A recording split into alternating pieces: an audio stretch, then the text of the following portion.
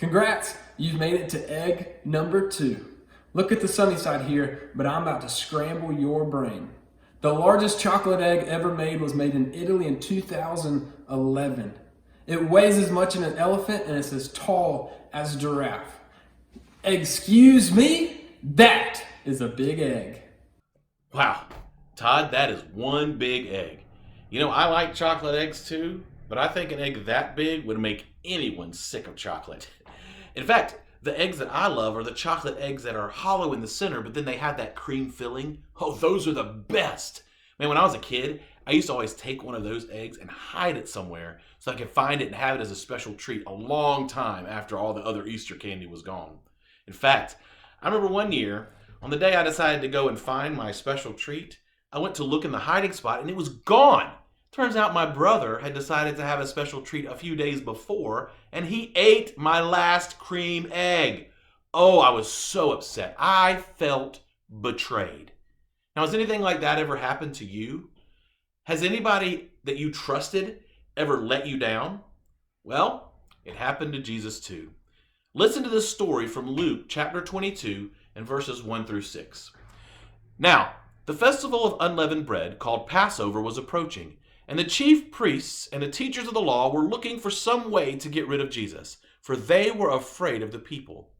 Then Satan entered Judas, called Iscariot, one of the 12 disciples. And Judas went to the chief priests and the officers of the temple guard and discussed with them how he might betray Jesus. They were delighted and agreed to give him money. He consented and watched for an opportunity to hand Jesus over to them when no crowd was present. And we know the rest of the story. Judas did turn Jesus over to them. In fact, he betrayed Jesus with a kiss. But here's the big difference. Jesus knew it was going to happen. Judas' betrayal did not take Jesus by surprise. In fact, he actually spoke of it to the disciples, as we see in John chapter 13, where he's actually referencing a prophecy from Psalm 41. And Jesus said, "Even my close friend, someone I trusted, one who shared my bread, has turned against me." Jesus even knew who it was going to be. Now we may wonder, why did Jesus choose Judas to be a disciple if he knew that Judas would betray him? But we need to remember Jesus' reason for coming to earth. He came to die as our substitute. He came to be a sacrifice for our sin. That was his plan from the very beginning. In a way, Judas actually represents us all. We've all betrayed God by sinning and rebelling against him. And God knew that we would betray him even before he ever created us. He knew that we would sin. He knew that we would need to be saved, and he even knew what that would cost. He knew Jesus would have to die for our sin. And then he created us anyway. Knowing all of that, he still made us. That's how much he loves us. Do you know that love? As we continue our Easter story, we hope you do. And if not, maybe you'll find more on this egg hunt than just some big eggs.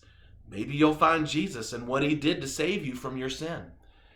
As you think about this story that we've talked about today, answer these questions together. How does it make you feel to know that God loves us even while we're still sinners? How does it make you feel knowing that God sent his son Jesus, who he knew was going to die for you, even though we sin and rebel against him? And then most importantly, how can we share that good news with others? You know, this egg hunt's a good way. Maybe invite someone else to start this journey with us. And don't forget to keep finding those eggs and continuing the story of Easter in our upstate egg hunt.